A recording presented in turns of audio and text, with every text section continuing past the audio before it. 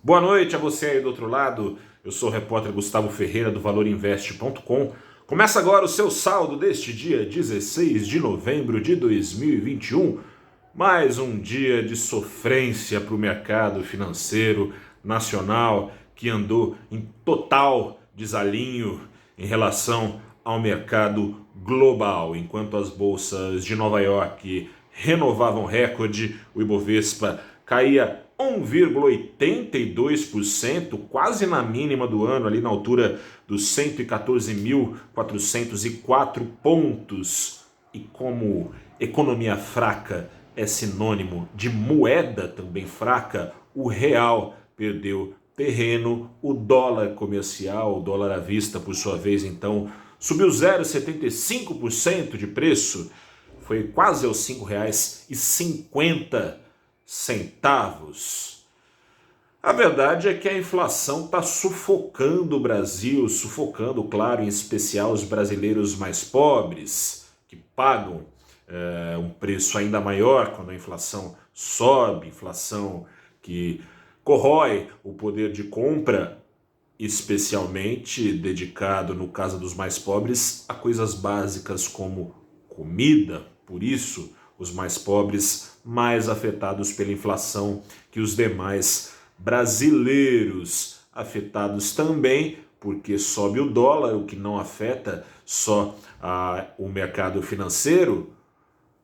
Dólar sobe por causa das transferências de renda pretendidas a esses mais pobres pelo governo federal, uma maneira de tentar estancar a sangria em sua popularidade no meio dessa população. Cai sobretudo a popularidade do governo no meio da população mais pobre. No entanto, contudo, todavia, uma medida que tende a acirrar ainda mais a alta da inflação, ou seja, Auxílio Brasil de R$ 400, se o Congresso deixar furar o teto de gastos, pode esfarelar rapidinho com uma inflação retroalimentada, o que faz juros subirem, o que faz crédito mais caro, justamente no momento em que o nível de endividamento do Brasil está em patamares recordes. Nunca tivemos tantas famílias endividadas no Brasil. É um cenário relativamente menos prejudicial para os participantes do mercado.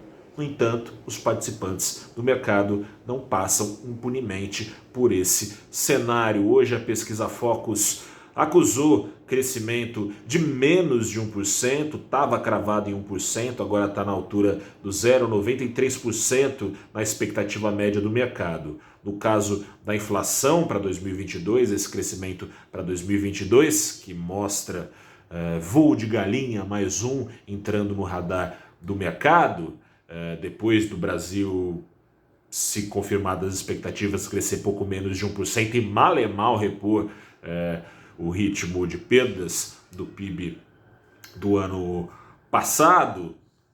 A inflação para 2022 projetada, antes se discutia que estava se afastando da meta para 2022, que é de 3% de inflação.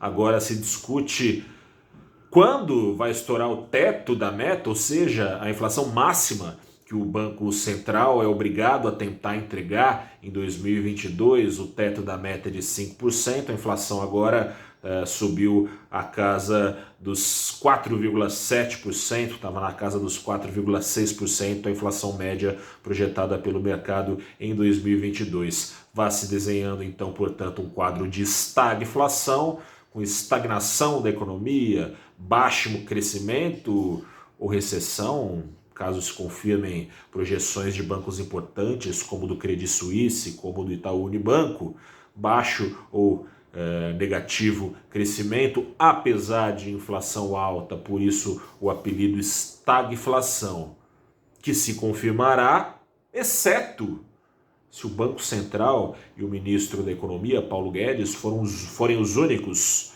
que estão sabendo fazer as contas, ao contrário da maior parte quase a totalidade dos economistas-chefes do Brasil. O Banco Central, na figura de sua diretora Fernanda Guardado, disse que o Banco Central não trabalha com estagflação, nas palavras dela, tem dificuldade de ler os mesmos números que o mercado tem lido.